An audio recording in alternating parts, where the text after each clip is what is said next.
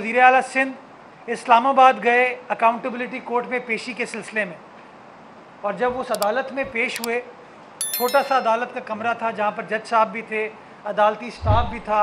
वकला हजरात भी थे, मीडिया के दोस्त भी थे, जो अक्यूज़्ड थे वो भी उस अदालत के कमरे में मौजूद थे। तो गुजारिश हम ये कर रहे थे, तकरीबन कोई 20 से 22 लोग कराची से इस्लामाबाद गए, और इस्लामाबाद में जो पॉजिटिविटी रेशो है वो आपके सामने, वो बड़ा ख़तरनाक है। तो गुजारिश ये कर रहे थे कि इसी तरीके से अगर नकलो हरकत जारी रहेगी तो ये वायरस जो इस वक्त जुनूबी पाकिस्तान में उस तरीके से फैला नहीं है, शायद उस तरीके से फैलना शुरू हो जाए, और इसलिए आपको इस इंटर प्रोविंशियल ट्रांसपोर्ट को, मूवमेंट को रोकने की ज़रूरत है। पॉलिटिकली वर्कर हैं, और जब से मुत्तहिदा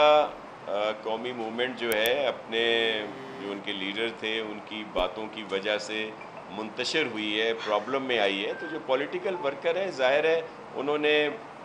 पहले इनके दूसरे फ्रैक्शंस में गए,